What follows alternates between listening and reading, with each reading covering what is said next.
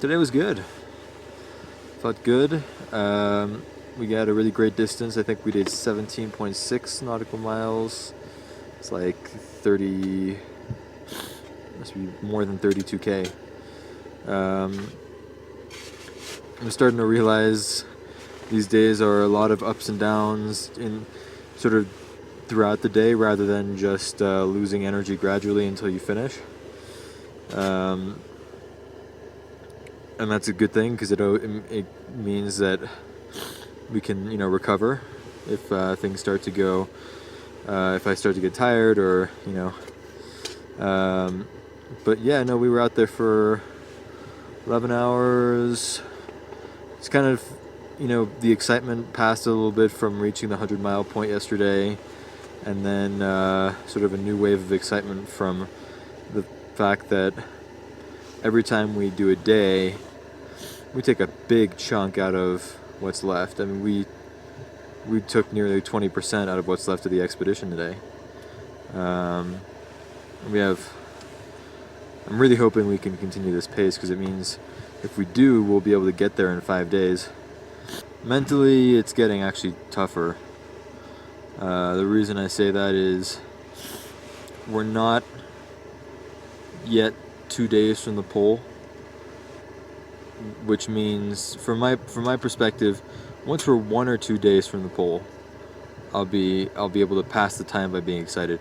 Right now we're close enough that I'm impatient, but too far away to be too excited, because there's nothing is changing about our daily routine.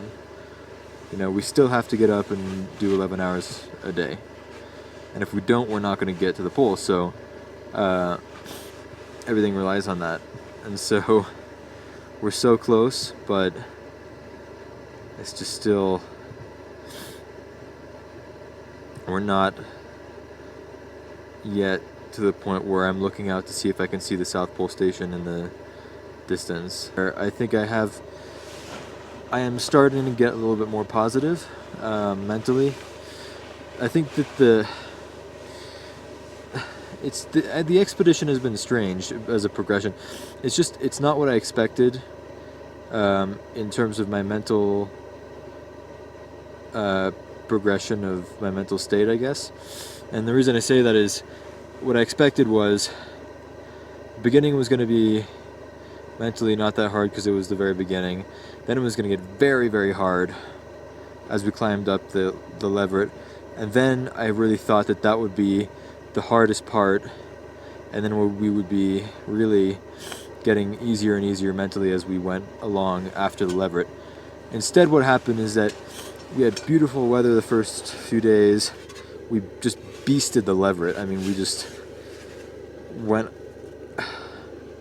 I don't know, probably 60 nautical miles in 3 days uphill. And then we get to the top, and then that's when I think the thing started to get more difficult for me. The first week after the leveret was really, really tough. We had a little bit of difficult snow. We still had pretty good weather conditions, but there was a combination of things, unexpected uphill, just a lot of stuff that I didn't know was going to happen, and maybe took me off guard mentally, and I guess still adjusting to the expedition, not mentally registering the fact that we had only been really on the expedition for 3 or 4 days because we had done the leveret so fast. And it was a real wake-up call. There were a number of days where I just crashed after 9 hours, or made bad decisions about eating and drinking, and so just ended up in just a terrible state, or